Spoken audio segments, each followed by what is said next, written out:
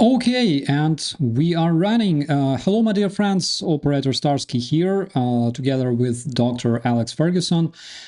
Before we begin, dear friends, please let us know if you can hear us well. Because sometimes we have such problems here. And as always, it's a big pleasure to see you, everyone in the chat. So, Dr. Ferguson, it's a pleasure to have you here. It's also a big privilege to have you on my channel. I hope that today we will share some experience, some knowledge with our audience. Could you please introduce yourself? So hi, I'm Alex. I'm the founder and CEO of a British company called FAC Technology. We are essentially a composite materials company. We supply some of the largest defense companies in Europe, and now we make kamikaze drones. So a bit of a pivot from a green tech focused aerospace company to not saving the planet from climate change, but trying to save the planet from Russians now. That's absolutely interesting. Interesting shift. However, you know, this war changed a lot of people who had different professions before the war. People were teachers, people were librarians, and one way or another, everyone is somehow related to the front, to defending Ukraine. Before we switch to those topics that we discussed, first of all, let's talk about the most recent strike on the Russian air bases that eliminated almost a third of Russian strategic aviation. What was your biggest impression from this strike? So the thing that actually most impressed me was not so much the drones, but the planning. Like the fact that this had been so long in operation and that they had the foresight to be like, what could come next? How could drones change next? How is the drone still operable in an EW or a contested environment in a year and a half? Like the amount of contingencies they must have had to go through to come up with a solution which would still be reliable and robust a year and a half in advance is astonishing. Like I've seen how quickly drones change here every month, and they were able to predict 18 months before an event what might work. That to me is actually the most impressive. It's the planning side of it probably more than the technology side of it. Absolutely. To me, you know, I'm trying to understand the logic and the motivation behind preparing this operation, because most obviously it was prepared. They started to prepare it in 2023. Back then, it's basically when Russia started massively striking Ukraine's energy infrastructure. I'm not really sure if it was before or after Kakhovka Dam was destroyed by Russians, but imagine them, the general staff of Ukraine and higher command, imagine back then 2023, and like what was the logic and what was the potential for predicting how the technology will develop even today. Because back then, for example, those drones that were used during this strike, I think they were most probably maybe anticipated, but nobody would expect them to fly, like be utilized like in 2023. Yeah, no, I think it was a brilliant operation, but I think the purpose, one, destroying a third of the strategic bomber fleet, awesome. But two, I think it was looking at it as a material scientist or as an engineer. I think it was designed to question their assumptions. So, like when as an engineer or scientist, when I'm doing a model for a drone, you always make assumptions about how things start and initial conditions about these, the various technical terms we have them. Now, if your assumptions are wrong, then your model is going to be wrong. Rubbish in, rubbish out. Now, I imagine that in military science, which I personally know nothing about, but it's about modeling, predicting outcomes, probabilities. If your assumptions prove to be wrong, then you have to go back to your model and redo all of your models, redo all of your calculations.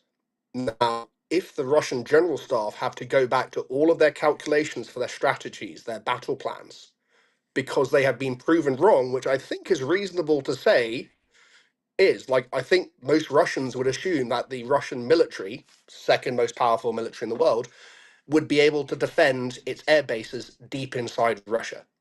I think this has proven that assumption is wrong. So if all of those assumptions are wrong, then you have to go back to planning and recalculating. That's got to be a massive burden on the Russian military command. So they are probably running around trying to figure out how on earth they are going to, adapt to this. And they probably have absolutely no idea right now. They're probably absolutely panicking, questioning their assumptions and recalculating. But for the moment, they are probably very confused because they didn't see it coming. And it's changed everything about the vulnerability of strategic assets like military aircraft bases. We've seen hits like what in the past day of like a strategic component manufacturing sites for their drones. They probably assumed their defenses would work. They have been shown that those assumptions are wrong.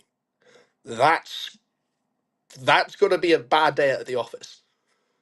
That will cause a lot of awkward silence, in Kremlin, in general staff of the Terrorist Federation.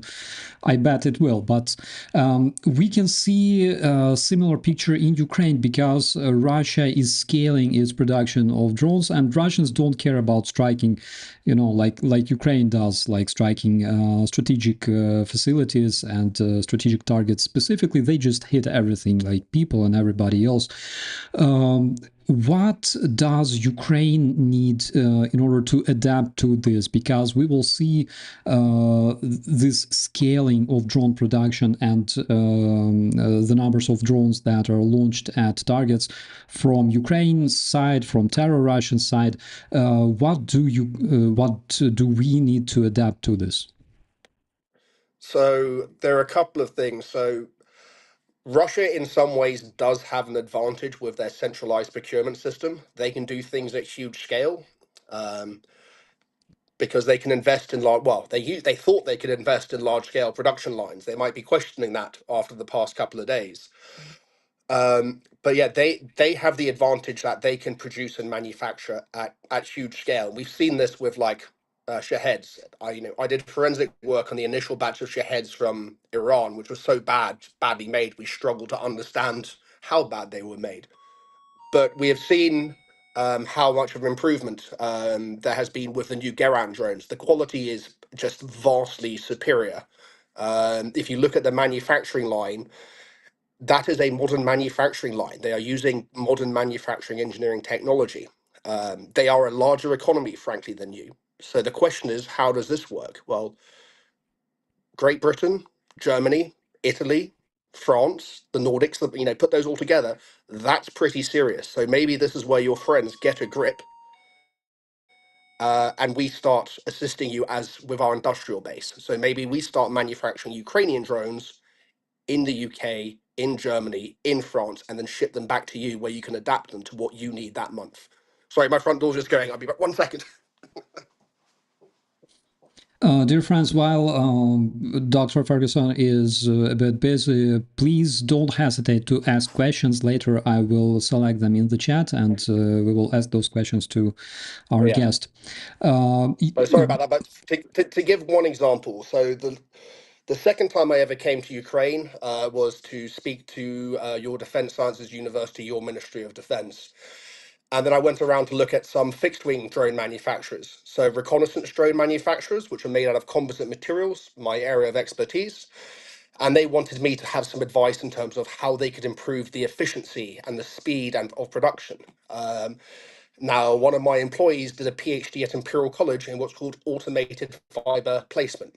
Basically, get robots to make wings. If you have a robotic system like Imperial College has, and you can figure out how to get that to make a wing for your ISR drones, then all of a sudden you're not having people doing 8 hours of labor per wing. You're having a robot doing it in a couple of hours. And if you want to increase production, you buy more robots. It's the same programming. Yes, that programming is very hard. The design is challenging, but the UK has that in spades. So does France. So does Germany. We should be giving this technology or finding a way to inject that technology, like the cutting edge, which Russia does not have, into Ukraine to give you that technological advantage. Because then, if you want more drones, we just buy you more robots and you just put them in more underground bunkers and you just make more drones. That is where your allies, I think, could really step up.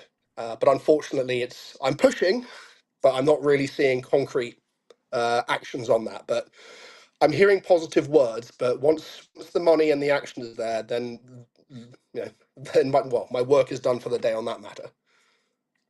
Absolutely. It sounds extremely interesting. And by the way, I already know several companies that work on producing drones for Ukraine. Those companies located abroad. But it's very interesting to witness those processes. We don't talk much about them. Okay, we know that they exist, but let's just keep it a secret, let's call it this way. Recently, a lot of intelligence agencies and Mark Rutte, for example, himself stated that Europe should prepare to defend against the upcoming Russian invasion that may happen before the end of the decade. And a lot of agencies repeat the same, British, Danish, German, Estonian. How do you think are NATO troops prepared for the Russian drone warfare? For example, how well would Germany or Poland withstand a modern drone-heavy first strike? They'd get wrecked. Simple answer. Well, I'm sure Saber. We're in the same sort of group chat, and so Sabre is an NGO out here which does training. All of the trainers are ex-NATO. They are fully aware that the training they would have provided on day one would just get soldiers killed on year three. So they adapt their training to make sure that soldiers, infantry, are aware of the threat of drones, how to hide from them, how to survive from them. Um, we're not doing that. Like, Canada are going to an exercise in Europe with their army, and they're not even bringing any Mavics, like let alone FPV drones. So they're turning up to do a simulation of a large-scale operation in Eastern Europe. Guess who that would be against? Without drones. Like this is just farcical. Like, for example, it was only a couple of weeks before what's called the military drone racing tournament last summer, which is basically NATO forces and their drone racers. So this was, I think, August last summer, and a few weeks beforehand, the British Army, the British General Staff said, we think FPV drones might have combat utility. Like, might. All of a sudden. Slow clap. Yeah, and yet you're watching Russian tanks, IFVs, APCs just getting wrecked left, right, and center, and they're now only acknowledging that they might have utility. Another example is there's another British guy out here who makes drones, a guy called Richard Ridruff at Frontline Kit. He was paid to make drones and send them to UK by people who wanted to give Ukrainians being trained by the British Army FPV drones so they would actually know what they'd be up against and what they'd be fighting with. So the fact that you have charities and NGOs in the UK having to buy drones to give to Ukrainians being trained in the UK because the British Army, one, doesn't have them, and two, doesn't know how to use them. That's not a very positive indicator, in my opinion. That's absolutely crazy, considering that drones are... I don't know if we can call the attack drones the core of today's offensive operations and defensive operations as well, of course. Because, for example, my guys, everyone I talk to, they say that the drones are so effective against Russian attacks that Russia basically stops like 200 Russian troops basically stop 200, 300 meters from Ukrainian positions. And I don't know, I don't see any other weaponry that could basically do the same. Well, if you think about it, there was a weaponry system that did it in like World War One and things like that. Artillery. Artillery was the king of war because most casualties were inflicted by artillery. In this war, most casualties are inflicted by drones. So the new king of the battlefield, based on that logic, what kills the most of the enemy is drones. So drones are the new king of the battlefield, as far as I can tell. I agree on that. Um, Returning to the possible Russian invasion of Europe, what specific gaps in European military supply chains have you noticed that Russia could exploit in a full-scale continental invasion, besides the fact that they don't know much about FPV drones? So I'd say if that happens, it's not just going to be in Europe alone. China's going to go too. And that is where the huge gap in our supply chain is. Like, I was flying my drones today on my big ones. Those motors are Chinese. I was flying another one a few days ago, also Chinese motors. But for my large drones, of all the motors we've tested from all over the world, the two best motors for my Pacific type are Chinese. Now, the really frustrating thing is I have come across two Ukrainian companies who could make me the same motor. The problem is I'm a British company, they are a Ukrainian company. They're not allowed to export weapons parts, essentially what these are, to the UK, but they have spare production capacity. So the annoying thing is I am buying motors from our enemy. Let's be honest, China's not on your side. When if I was allowed to buy Ukrainian motors in from the UK, I could be buying it from my friends, from Ukrainians. But currently I am not. We also make drones. Well, I don't make drones. A Ukrainian company makes drones of my design in Ukraine. Now, we've had a conversation with one of these motor companies, and they've gone, look, your motor's a bit unusual. There's a reason not many companies on the planet make a motor like that. So if we make them in Ukraine and we're not allowed to export, you are our only customer. So why should we pay for the new production line? You need to pay for it. So part of my thinking is, well, if Ukrainian companies like this motor company were allowed to export, then, like I have drones being made of my design in Ukraine, any country which is a friend of Ukraine, they can make my design. I don't care. And we can all buy Ukrainian motors. And then this Ukrainian company could make a lot more profit because they are limited in how much they can charge in Ukraine. Sod it. If you're selling to the Scandies or something like that, triple the price. They'll pay it. It's fine. So then they can make much more profit by selling overseas. They just go from single shift operation to 24/7, triple shift, 7 days a week operation. And then they make a lot more profit, which means they can then buy more advanced machinery, robots, get better training, all of these things which will help Ukraine not just win the war, but win the peace by giving these high value manufacturing jobs. So these are just some of the little, what are called non-tariff barriers that I see. Just like it's like Ukraine has the enemy in front of it, and then Ukraine has the bureaucracy and the paperwork as the enemy behind it. It almost feels like at times, I'm afraid to say. Dr. Ferguson, we already have a request from one of our viewers who says, I want to work for you. I'm researching motors manufacturing. Is there any way for people to contact you if they have any ideas or they have something to offer? Yeah, so I'd say in that capacity, LinkedIn is the social media forum. That's probably best. When it comes to motors, though, I would say my company's expertise is not motors. So I've actually asked two British companies to develop motors, and I've actually had prototype motors from a 10-inch drone delivered by one of these British companies. I could have bought a Ukrainian company from a Ukrainian company, but your export licenses prevent that. But this is the kind of innovation which Europe can do. Europe is good at. Yes, we buy from China because these were just toys beforehand. These weren't weapons.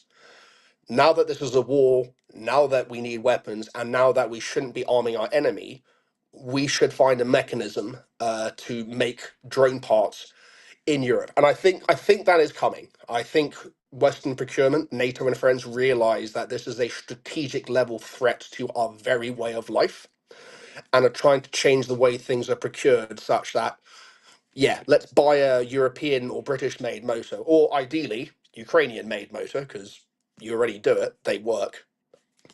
So why not? Um, but yeah, no, like if it was for motors, I would actually probably pass that person on to a British company or two British companies. Or if they're Ukrainian, I would suggest, well, here are some Ukrainian companies who are doing motors. And one of the advantages that we have of not being a crony autocracy is that we are capitalist. We can compete in a friendly manner. And if the outcome is Ukraine gets the best motors for the best price, that seems like a win all round. And I would say the same for so many other parts, like batteries. Unfortunately, China make really good batteries at the moment because China make batteries specifically targeted at drones. So there are certain features about the batteries. They don't last for thousands of cycles, which is what you would want for, say, a forklift truck or an electric vehicle. Those batteries may be toast after 100 charges, but for an FPV drone, do we really care if it would take 100 charges? Even if it's a vampire, a Baba Yaga, it's probably pretty lucky if it's getting 100 charges out of the battery. So, but China is making batteries specifically targeting this kind of application. So, if I could speak to the EU, I'd say, can someone like go to Northvolt or the various other battery manufacturers and go, give them a demand signal going, if you can make a battery specifically optimized for Baba Yagas or kamikazes or whatever, we will financially support you to develop that product because China already has it. And we really should not be buying from China because if we have to go to war and they cut off the supplies, we're in trouble. Yeah, a lot of things anticipated from European governments. Unfortunately, we cannot see a lot of them implemented in the real life. Hopefully, it will change. Another question, if Russia invades a NATO country, for example, in 2026, considering all that Russia has, all their experience in drone production and drone operation, what single Ukrainian innovation would be most critical for Europe to already have adopted? So I wouldn't say it's a single innovation. It's more like it's way your systems work. So one of the things I've been astonished by out here is how your defense companies work with your military. Like if I think of like the CEOs of the drone companies I know out here, especially the FPV or the Baba Yagas, every CEO spends time going out to see units, speak to units, and then those messages then go back, and literally within the following weeks, they are taking what is good and what is bad and adapting to that. I can't imagine the CEOs of Raytheon, Lockheed Martin, or BAE System turning up in a trench anytime soon. But what we've seen from Ukraine is that willingness from companies here to listen to the soldiers, the war fighters, take that back, try it. And the other thing I'm amazed at, you go back to these guys, it's like, yeah, we'll give it a go again. And we'll tell you what was good and what was bad again. It's that pace of development is was completely foreign to me before I'd ever been to Ukraine. Like it never even crossed my mind. There's like, I want to try out a drone. It's just like one of my friends is a drone pilot for Ukraine. He's just like, well, just Nova poster it to me and I'll fly it for you and I'll tell you. Well, that was just astonishing. I'm used to aerospace testing plans where you submit paperwork for years and then do a test. But my mate was like, "No, just send it to me and I'll give it a go." Um, and I've seen that. Like, if I want to go test, okay, we've changed something today. We've changed from one Chinese motor to another Chinese motor. Sure, come out to the polygon. We'll test it. We'll give you our feedback. Like, completely bewildering. This may seem normal to Ukrainians watching this, but to anyone outside of Ukrainian defense, they'll just be like, "No, that's not possible. He must be making this up." I'd be like, "You will know. This is not made up. This is how Ukraine fights. It is that Yeah. genuine partnership between your defense companies and your soldiers, which Yeah, is it wasn't like that before 2022, though, even though we had a hybrid Russian invasion, we had a hybrid war in Donbass, because I remember, let's say, Ukrainian companies, Ukrainian Uberoboron, oh my God, Ukroboronprom, Ukroboronporn, how we call it. It went through so many changes based on sweat and tears and blood of soldiers who were literally suffering. But 2022 changed everything because, look, for companies, it's literally business and marketing, right?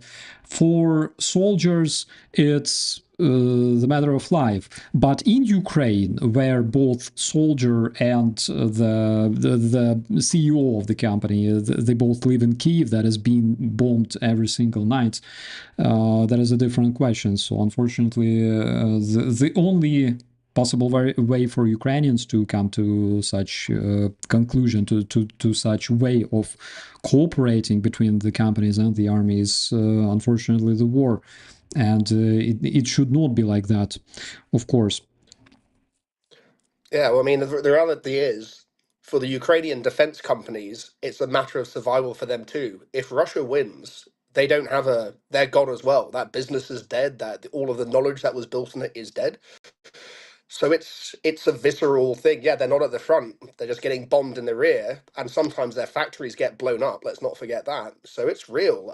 And most these guys, their friends, their families are all fighting. So even if they're not pulling the trigger, they still seem pretty invested. Like, I've been so impressed by so many, like, what examples. I've come across two Ukrainian companies who make thermal cameras now, and one of them was astonishingly honest about when their product had failed. So there's like, okay, we bought this chip called a microbolometer, and then we've built our own custom firmware, put it in this housing, and they were like, yeah, and in October last year, they all didn't work and they were all useless. And the reason for that is we overlooked this, this, and this, and we got a lot of pretty punchy feedback, because not having thermals when the temperature's dropping to around zero and the humidity's quite high, their cameras didn't work. But frankly, neither did most cheap thermal cameras. But they adapted, they learned, and now I would say, for what's called Swap C, size, weight, and power and cost, Ukraine made the best cheap thermal cameras on the planet, because those guys got torn a new one by the drone pilots, but they adapted because those drone pilots are their friends, their countrymen, their family. So their thermal cameras will work this fall, and I suspect you'll find the Chinese and Russian ones will have a problem when it gets to that challenging around 0 degrees, but still high humidity. But they learn. Whereas I don't. If a Chinese company got complaints from the Ukrainians, they'll probably just tell them to do one. Yeah. Frankly, Yeah, some companies learn, some companies are or were decent from the very beginning. I remember, comparing, for example, things like Ukrainian armored vehicle Kozak. My brigade, for example, was among the first that received them in the National Guard of Ukraine, and I think that people who designed Kozak, it's basically like this huge. I don't know what to compare it to. Not like Striker. It's like big armored vehicle, sort of like I don't know, like big jeep. Um, so the person who designed it, in my personal opinion, thought that human doesn't need spine because it has absolutely no, I don't know the English word for that. suspension. Suspension, yeah, that's the word. Yeah.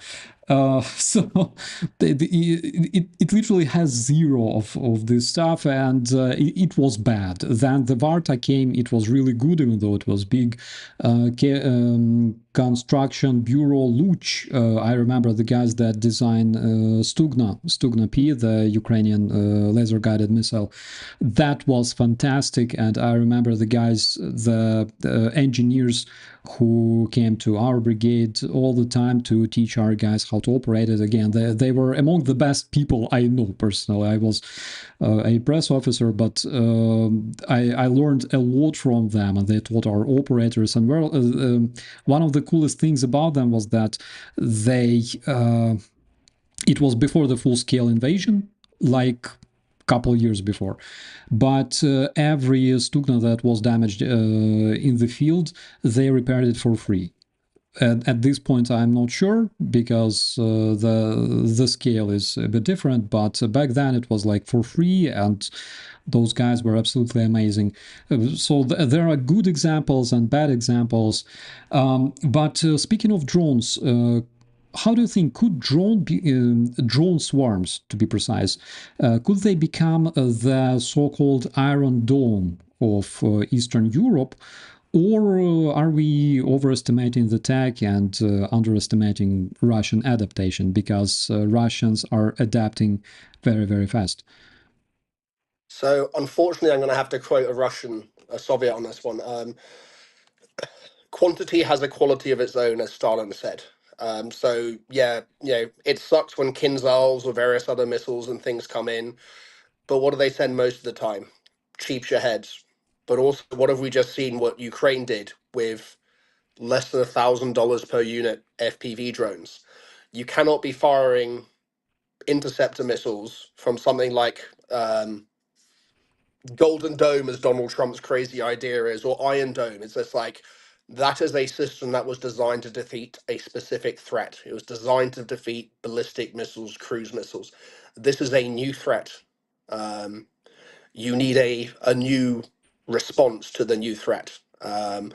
And look how Russia does. Russia doesn't do quality; it just does quantity. If Russia's going to attack, it for some very brilliantly thought out operation like Ukraine does, it's just going to throw thousands of them.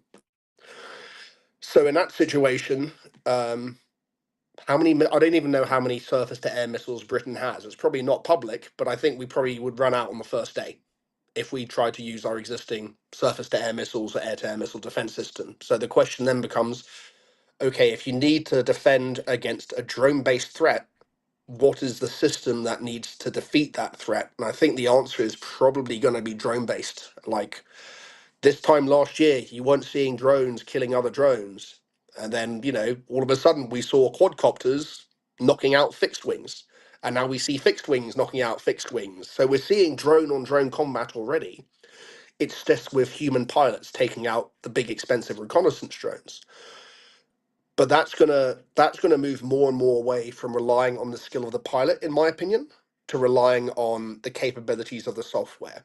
So I would say, look at aircraft development through history. In World War II, plane on plane combat was manned pilot. It was a dogfight. It was literally who's the best pilot and who's got the best plane. But 20 years later, people started having guided missiles. So all of a sudden, your aircraft, it wasn't so much a dogfighter, it was just to carry the AI. It wasn't AI, but to carry the computer with the missile to do the job. And that's like modern military aircraft. They're not going around doing dogfights at a couple of kilometers away on machine guns. Just going really high and fast and lobbing missiles at each other, while some maybe stealthy, sneaky ones are doing some intelligence up close, whilst an AWACS thing is doing work in the background. And I think you'll probably see that develop in drones as well. So it won't just be one drone going up to go and kill something. And this has already happened. Like if you're doing a long range strike on FPV, you've got a guy doing a rebroadcasting drone, and then you've got someone else with a reconnaissance drone. So it's already not just one person with goggles flying, it's whole teams. It's not just even a squad. It's a squad talking to the reconnaissance team. They're all relaying back to the command post. So what we're seeing, in my opinion, is a shift from basically the dawn of aircraft in combat in World War One to modern day combat. It's just the timeframes are massively compressed, and I estimate that I would say we're in the 1960s in terms of aerial combat now. We're just seeing drones start looking at firing other drones. And if you just think, well, a drone firing other drone is like a jet firing a missile, then that's kind of the territory I think we're getting into. 1960s is when that started happening. And then look what happened over the next 50 years. And I expect we'll see that too. Yeah, that's an interesting thought, and we already have a question related to this from NATO TV. Question for Alex: will we start to see more autonomous drones? Will they be prohibitively expensive? Well, I mean, we have one. The human's still better though. So yes, we are experimenting with autonomous terminal guidance or autonomous kill capability.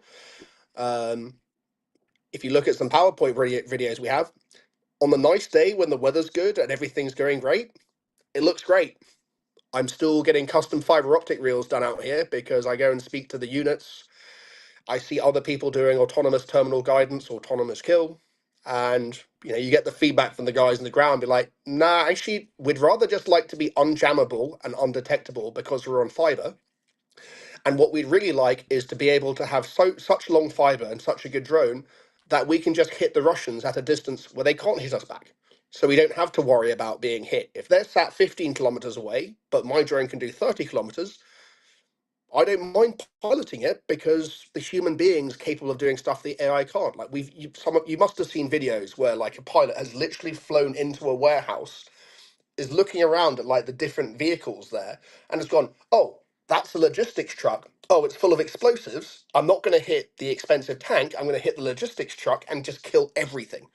An AI would not do that. That's a human intelligence. And also, I've seen other tests with AI where, okay, this works great. What happens if they camouflage it and cover it in snow? Does it work then?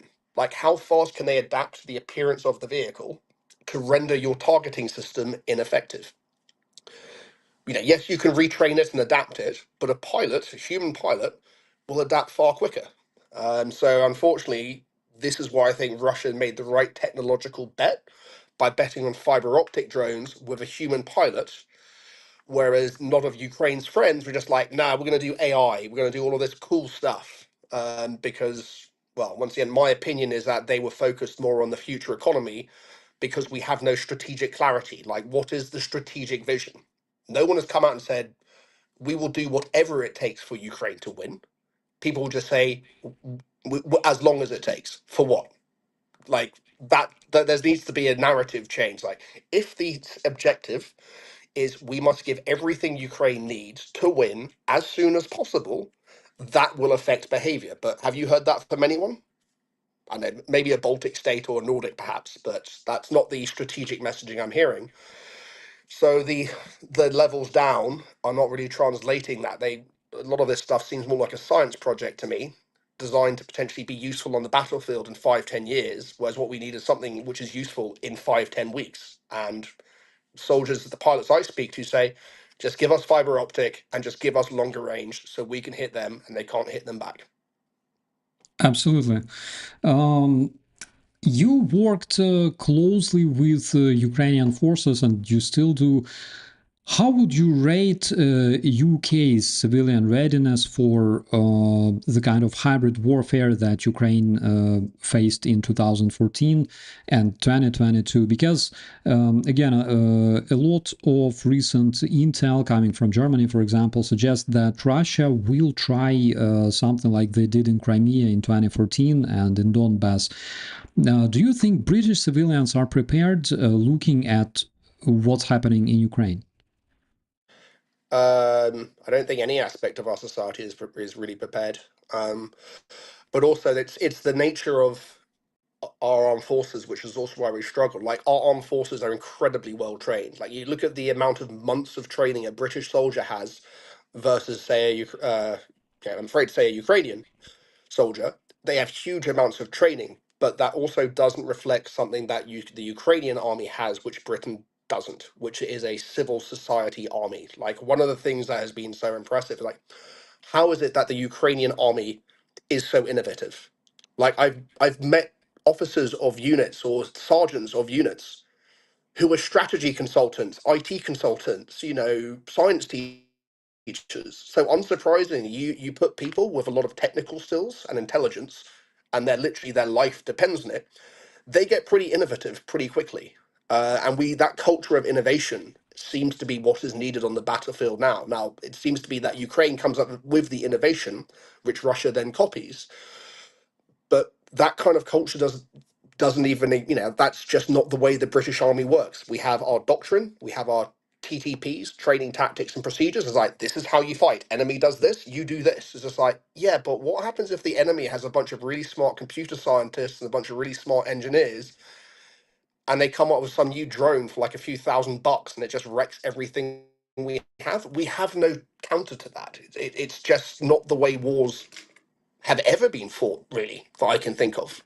So Ukraine this is a completely new way of warfare. And look, August last year was when the British Army accepted that FPV drones might be useful in combat. So how long was that? So 2.5 years for the British Army to recognise that that weapon might be useful. If the weapons change and something else comes along, if we have to wait 2.5 years for our armed forces and our defense sector to adapt, we're going to have a very, very bad time against Russia, I would suggest. That's very, very sad. That's very sad because Russians, you know yourself, they say, like, you idiots, take like spears and go fight, and they will go fight with spears if it's like effective, or if they don't have anything else, or like take those stones and go fight, and they will go fight with stones because they don't care much. And because of that, on one hand, of course, during the first 12 months, I would say. First 12 months, their own doctrine was not really flexible, because I remember, again, that beautiful Russian planning that didn't change since like 1947, with like the same map, the arrows, and all the scenario described for everyone, even for like the tiniest squad. And if this squad fails, just send another squad over there, like the same way. We saw so many examples of that. Now everything changes, and unfortunately we can see that Russians are adapting. What surprised you most about Russia's learning curve in drone warfare, and how should European defenses prepare for that evolution? Yeah, so all of the innovation comes out of Ukraine, with the possible exception of fiber guided. But fiber guided is actually, it is innovation, but it's taking old technology and making it new again. But in terms of the lesson, I would say that the Western defense sector needs to learn is Russia is adapting faster than us. If Russia is able to adapt faster than us, then they will be able to gain an advantage over us. And I would say a specific example of this is the dildo of consequences, or Raccoon's Revenge. So it was November 2022 when Ukraine, via United 24, asked NATO to crowdfund $250,000 for a naval drone. And we've seen how incredibly effective it has been, and how well that money was used by Ukraine. I don't think anyone can dispute that. But what we've also seen, there are posts which have come out of, okay, Ukrainian naval officers. You can see Russia are trialing naval drones now. So yeah, they're 2.5 years behind Ukraine. It took them 2.5 years to come out of their own sea baby. Dildo of consequences, it will always be to me. But they're adapting. Where is the British equivalent of Sea Baby or Magura? Where is the EU equivalent of Sea Baby or Magura? Because we've seen how Russia uses hybrid threats. They're going to use that. And also, a couple of months ago, a Ukrainian company came out of stealth mode on social media showing a submarine naval drone. So let's take the timeline for the surface naval drone, Magura Sea Baby. It took 2.5 years for Russia to come up with something equivalent. And obviously, it's nowhere good as the new Maguras, which are like blowing up Russian jets and doing other incredible stuff. But Russia copying them. Yeah, you guys are ahead, 2.5 years, it seems, on naval drones. But Russia is copying, and the one thing we know that Russia is good at is they will industrialize it. So they will not have the best drones. Ukraine will maintain the advantage of having the best drones, but they will have naval drones. Meanwhile, Europe has zero naval drones. So let's say there was a ceasefire tomorrow, some crazy scenario, but just bear with me, thought experiment here. There is a ceasefire tomorrow. Ukrainian drones are no longer active, killing Russians on the Black Sea Fleet. Where do you think those Russian drones, which they're now making, are going to go? I reckon they're going to go to the Baltic. I reckon they're going to cause a fair bit of trouble. Now, let's say this scenario where Ruta has said, in like, however, by the end of the decade, Russia's going to go again. Okay, well, by the end of the decade, let's take that 2.5 year development time for a naval drone and assume that Russia now have submarine naval drones, whilst, once again, we're still behind the curve and we still have no naval drones. That, to me, is actually a very, very scary threat, because look at what submarines did historically, like in World War II. Like, Britain knows well how submarines almost defeated us, essentially. So the fact that there is this cat and mouse game between Russia and Ukraine in military development, whilst we're not even in the game, like we literally are not in the game. Have there is no equivalent, as far as I know, to Magura. But Russian have it, and they will start mass producing it, and they will start amassing huge quantities of it.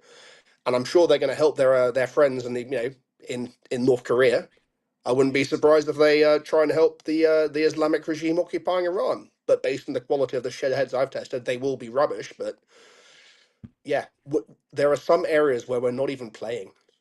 Like, we're not in the game. Like our jammers, NATO jammers, I've gone up against them.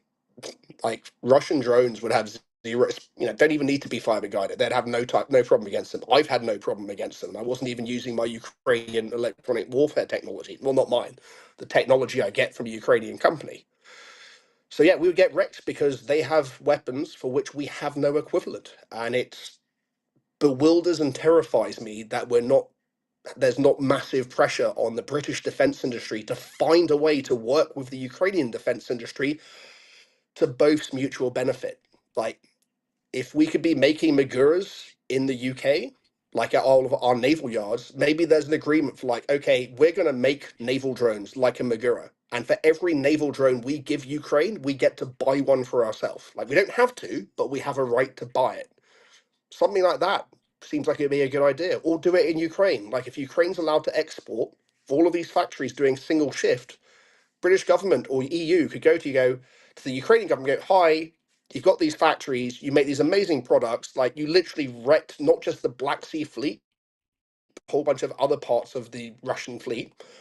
Um, we haven't got around to buying them because I don't know, someone's incompetent somewhere.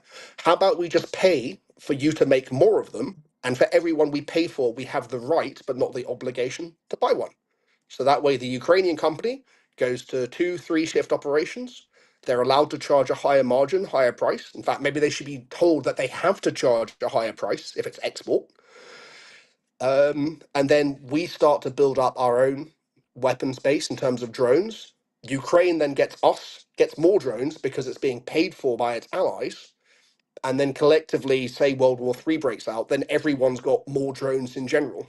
To me, that would seem like a sensible thing to do. But once again, I'm just a brain damaged cartoon dog on the internet. A person I can see, I think I see for the first time in my life, Dean Joyce, there in the comments, just kidding, of course, asks, what's the name of the Ukrainian drone company that is making your designs, and how can people buy them? I'm not going to say the name of the company. They deliberately want to stay quiet. But Dean, you've got his email. You know to get hold of it. If you're in Ukraine, it's quite easy to get them. If you're not in Ukraine, it's quite hard. But that's deliberate because a company making drones in Ukraine, it's not allowed to export. Why would they publicize who they are overseas? If you're in Ukraine, it can be made quite easy for you to get a hand of them, come out, fly them, see them, test them. Yeah, absolutely. Dean, you're a provocator. Martin asks, could the drones be used as drone net/wall for knocking out missiles and drones out of the sky, like a sky shield? Probably, Martin talks about, when they show like those Chinese shows utilizing like thousands of drones at the same time, making different figures. Is something like that possible to prevent terror Russian missile and drone strikes? So that's not something I'm specifically looking at, but I'm going to go. If you've seen one of my drones, right? You've seen how big they are relative to a normal one. So part of the thinking there is I'm going back to historical aircraft development in wars. So the Chinese stuff looks really cool and really sci-fi, but what is actually battle tested throughout history? And it's one thing that flies, firing something smaller and cheaper that flies to go and kill something bigger and more expensive that flies.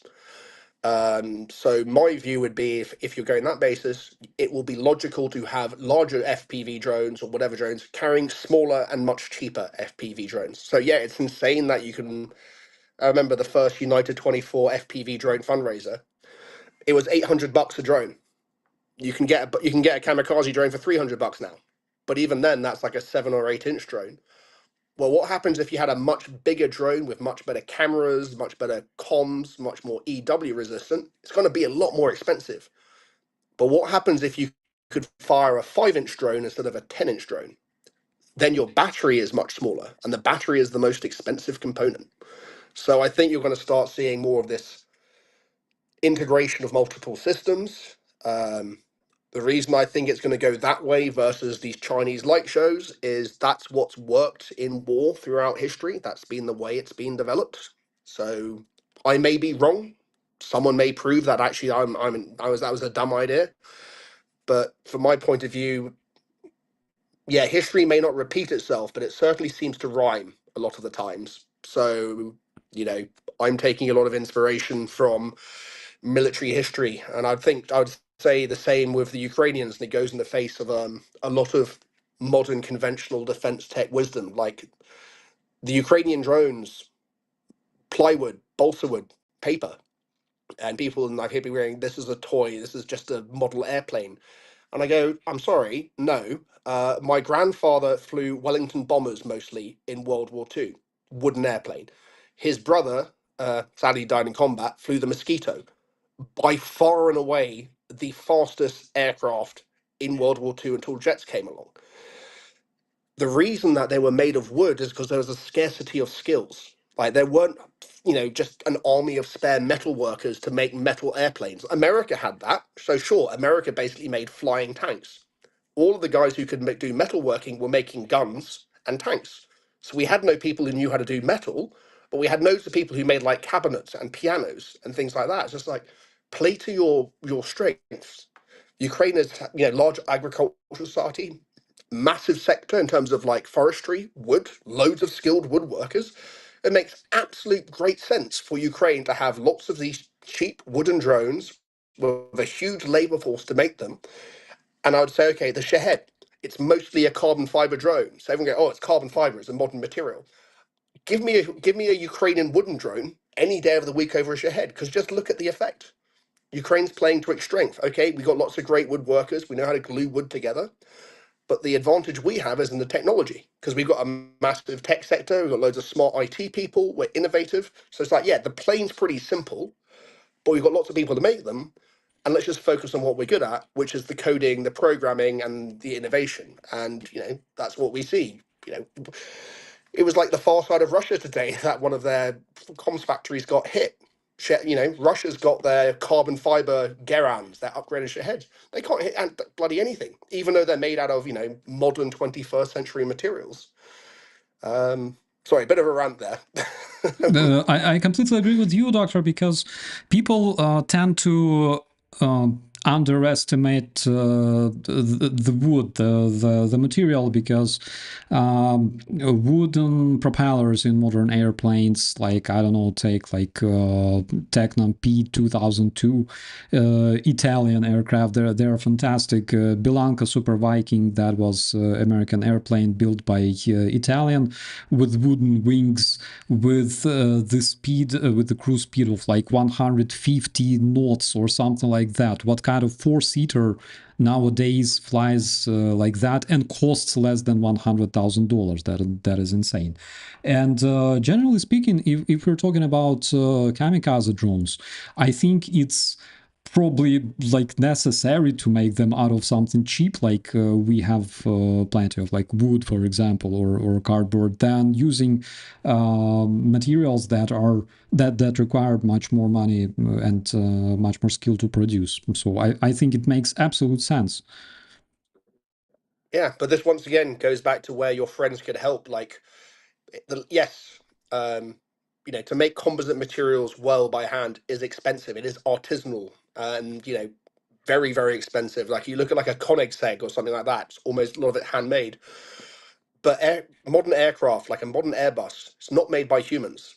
It's made by robots, and we have those robots in the UK, which are designed just to make air parts. Like we could we could use that industrial capacity. We don't need to train lots of laborers to do this highly skilled work. We could just use the machinery we already have if our government turned on the taps and said, like Germany's doing. Europe, Germany has gone to automotive manufacturers going, hey, the automotive industry is having a bad time. How do you feel about going back to making tanks like we did in World War II, except this time we're the good guys?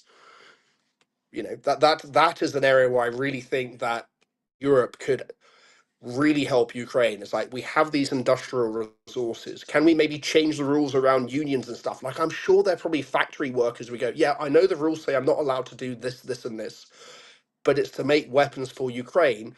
Can I work overtime? Can I do this? Like I've had this so many times. Like the first batch of drones that we actually had made, we had a bunch of we basically had um, student universities, drone society coming going, we'll basically do it for free if it's going to Ukraine. I'm just like, no, I have to pay you, but I appreciate the gesture. But there are people who've like, we kind of know what you do. Like, we know where you teach, we know what you do.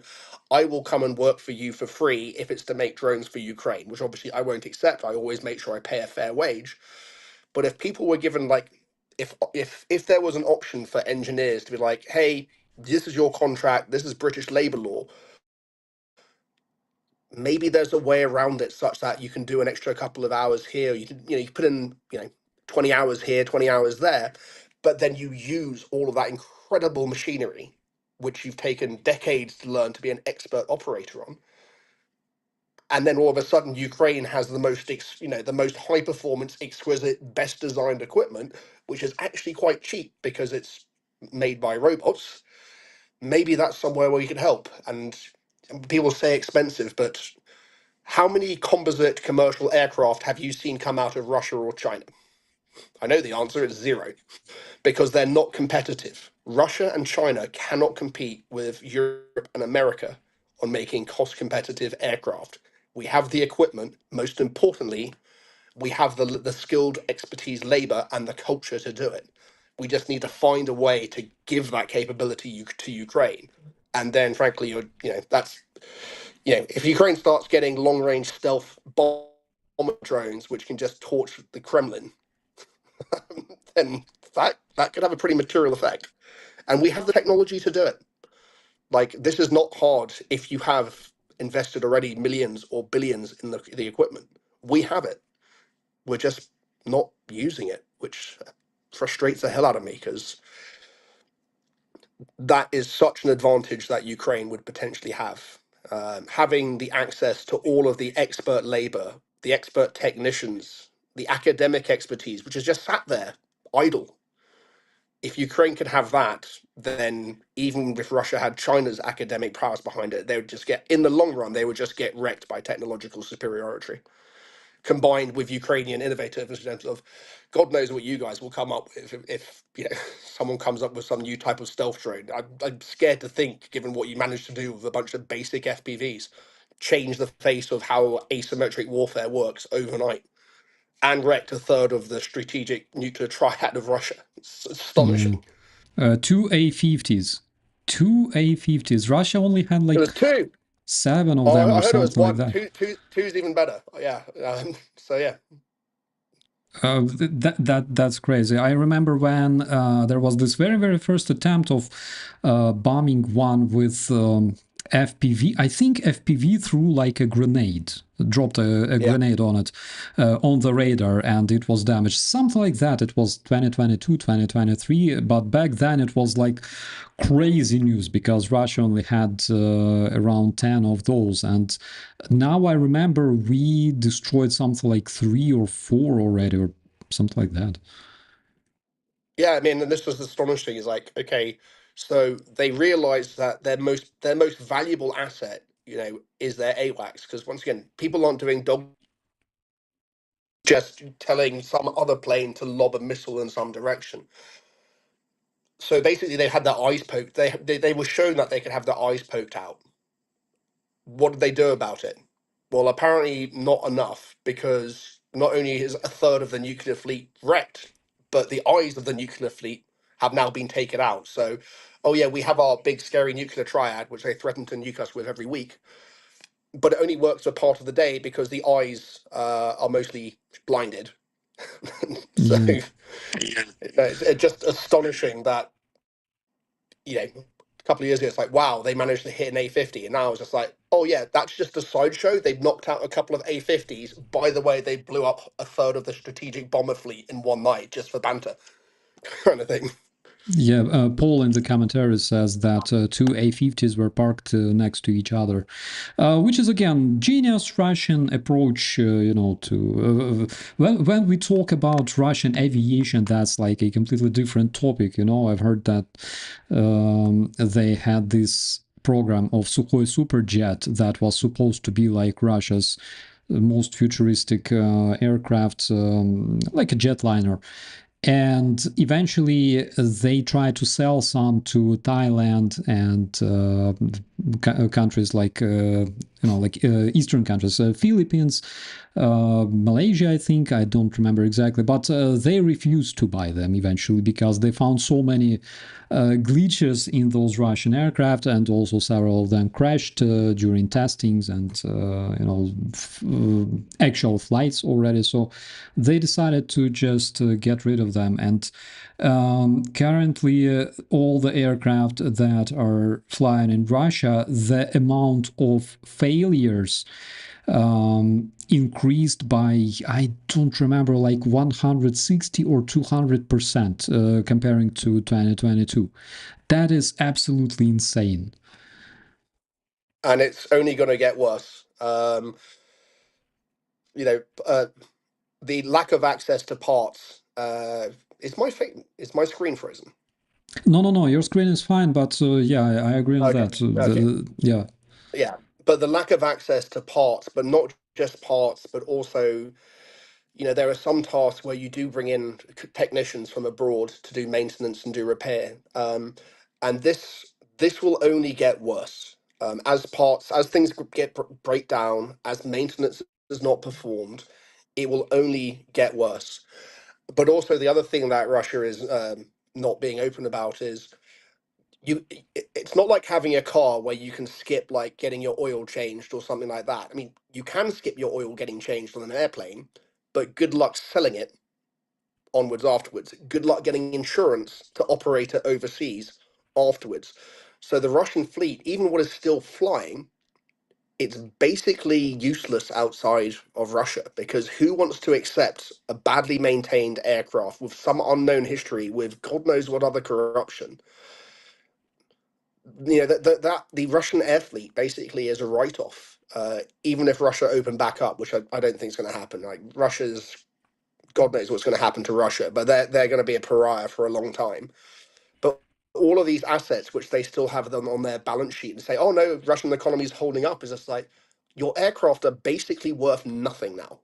But you're still saying, "No, no, we've got these airlines and they're contributing to GDP." It's like this is just farcical. It's nonsense. But that's Russia.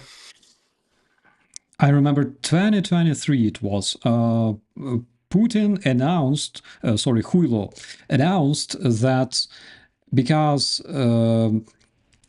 Russian aviation specifically is now sanctioned, and they cannot get parts, they cannot get technicians, they cannot get updated databases. So he announced that Russian industry can now kind of supplant parts. I imagine this circus, like supplanting, I don't know, engine parts for like Boeing, Rolls-Royce parts. Oh, Jesus Christ. That is so cringy, so it's not even funny. I have a question from Sarah in the comments. Could you please ask Dr. Fergusson if he's tried to contact the British government regarding improved drone integration into the British Army? I can neither confirm nor deny any involvement potentially with such. Um, So if they want to find me, basically, they know where I am. yeah. Some things we cannot talk much. Would you advocate for a pan-European war, or let's say wartime innovation hub based on Ukraine's model, or are there limitations to replicating it? I would say I would argue for a pan-European with Ukrainian innovation hub. I think so what are some of the strengths of Ukrainian industry versus Russia? So you have hundreds of companies here, which means that essentially people are just trying stuff every day. Like I go out on polygons here regularly. Everyone's just trying random things. A lot of it won't work or won't be more combat effective, but sometimes they are. And that culture and that learning is fantastic. So you basically have a rapid evolutionary process where people are just trying things, throwing things, and then see what works. That's great. What's the disadvantage of that? Well, I think of the major drone companies I've engaged with or worked with out here, all of them have basically have a factory sabotaged, blown up, etc. So how do you get the best of Ukraine, but also avoid like some of the risks of Ukraine? Like it's probably very hard to get investment and let alone insurance to say buy a new factory, buy new robots, buy new machinery.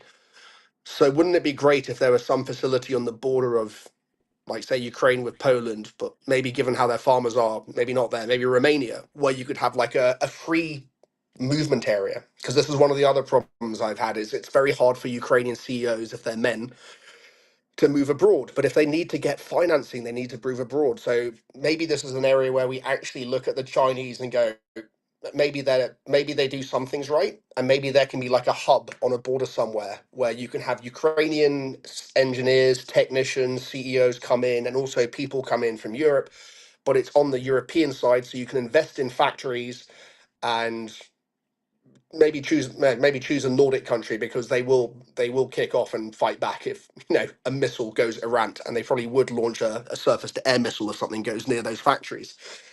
But yeah, no, I would say beyond pan-European, I would say if you don't have Ukraine involved, you're wasting your time. I mean, this is why I'm in Ukraine. This is why I work with Ukrainian companies. Like, Europe can bring stuff to the table. Like, I'm bringing nanocomposite technology from Britain, but I'm combining it with Ukrainian electronic warfare resistant communications.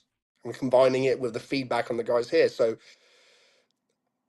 yeah, I think a mechanism whereby Ukrainian companies get an easy, safe space to be introduced to the best of European companies. And this could be like through Horizon 2020 or Innovate UK or other existing programs to collaborate and develop better solutions together would be fantastic. And I would also say this is somewhere where Europe and I consider Britain part of Europe. Sorry about Brexit.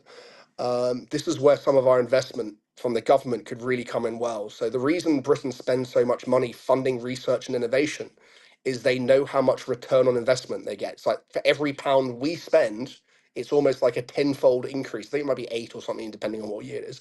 This is how much money Britain gets back. It's okay, great. It's a fantastic return on investment. We have money, which unfortunately Ukraine doesn't have so much of, but what happens if we invest in Ukrainian companies working with UK companies? So maybe that return on investment isn't £8 for every pound spent, it's £4 to the UK, but £4 to Ukraine. That's a win all round because if we have to kick off in by the end of the decade, we've learnt from Ukraine whilst also contributing to Ukraine's defense and contributing to Ukraine win the peace. So, but again, just an idea off the top of my head. It's just like the idea of can we buy drones for Ukraine, and for every drone we buy, where they have spare capacity, we have the option to buy one for ourselves. Just little things like that. Just an idea. Absolutely. Andreas La, hello. It's never too late to join. Very welcome to our stream. Dr. Fergusson, let's talk about scientists and engineers with tactical field knowledge, like the ones that we mentioned above. For example, like the guys that we can see in Ukraine. Do you think European countries and specifically European armies should train their own, or is that a war-specific, I don't know, anomaly? I wouldn't. I don't have an answer. I would have a question. But the question would be, I would go to Magyar and the unmanned systems forces and say, how can we support you, also learn from you? Like this is a type of military unit, a new structure. I mean, we've seen how like what 414 Magyar's birds, like for every casualty they take, they inflict about 500. That is astonishing.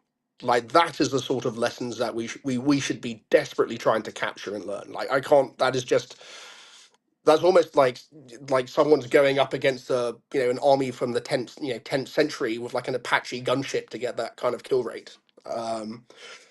So yeah, we need Ukraine has innovated in battle, and one of the things they have come up with is this new structure, unmanned systems forces. They've now got new commander in place, Magyar. Um, if I was to ask anything of government's defense military, I'd say please pay attention to these guys. Please find a way to go out there. support them. Don't just be a burden on them. Help them out. Like, you know, this should be a two-way street. We give them money and stuff. They give us, you know, knowledge and lessons learned. And let's also adapt it, and then see if there's a way to integrate some of the technology that we have. Like, you know, when you were talking about drone swarms earlier, there is some very, very scary stuff that Britain has, which is not public. Maybe there's a mechanism going, hey, this scary stuff, which is in these weird academic papers, which if you read between the lines, tells you what this weird research is about. Maybe these are the guys to experiment with. Let's take these wacky ideas, which you spend millions, you know, paying crazy mad scientist academics to develop. And we've actually got a unit with a commander that is smart enough and innovative enough to give it a go. So why don't we? Yeah, I agree on that. We have comment, Magyar, what a mother droner, absolutely. This guy is absolutely legendary. And probably the final question for tonight, in terms of electronic warfare, in your opinion, what are Ukraine's most underappreciated advances that Europe should urgently replicate? So I think one of the advantages is not actually the technology again, it's actually the training and the people. So like you go out to like, you know, a typical brigade out here, they've got a workshop, and because they've got people who've come from like, you know, manufacturing, they've come from IT, they've come from this, they know how to make adaptations in the field. And that's one of the real advantages Ukraine has. Is actually, I'm going to steal a line from a Ukrainian company I work. So we work with a Ukrainian company called Drone Space, sometimes better known through their NGO Dronania, and the CEO is called Maxim Sheremet. And one of the expressions he has is, for drone pilots, our brain is our rifle. So train the brain. So, you know, just as you go to a range to shoot bullets, you need to go understand electronic warfare, desolder, solder, look at the spectrum analyzer, and just try stuff. So, yeah, shooting bullets is great if you're stormtrooper, if you're infantry. But if you're a drone pilot, like he was telling me that, so he had one of the first FPV drone schools, like in Ukraine, as far as I know. I think they've trained thousands of drone pilots now. But he said when he started out, he refused to train people to be an FPV pilot until he trained them to be an FPV technician. Because he's like, if you can't repair the drone, you can't maintain the drone, and you can't adapt the drone, there's no point teaching me to fight the drone because you're only going to be useful for a bit. So it's just like, I'm going to train your brain first, then I'm going to train you how to fly. Because when you put those two together, that's when you learn to not just fly the drone, but fight the drone. So I think that adaptation is, it's like, if you're a soldier, it's not just pulling a gun, it's now an electronic warfare dominated environment. It's understanding how it works, how to adapt. And rather than going to the range, it's like, okay, we're going up against a different jammer today. We're not going to tell you what it is, but good luck. You know, which is a real world experience I've had. It's like, right, what EW am I up against today? Oh, it's NATO. I'll be fine. Next day in Ukraine, it's like, oh, it's Russian. Damn, it's going to be a tough day. Yeah. Um, Okay, Dr. Fergusson, thank you so much for your insights. It was an extremely insightful stream today, I guess. And thank you so much, our dear family, for your commentaries, for your questions. As always, it's a big pleasure to see all of you guys in the chat. Big thanks to our moderators, big thanks to our members of this channel. And is there anything you would like to say to our viewers before we call it a night? Slava Ukraini. Героям слава! Dear friends, British scientist Dr. Alex Fergusson was with us. He's currently in Ukraine working with different people. Okay, let's not call names, but different people and different organizations helping Ukrainian defenders, which of course helps Ukrainian civilians as well. Privileged to have you on this channel, and see you next time. Thanks a lot. Good night, everyone. Yeah, don't run away. Dear friends, see you later, and goodbye.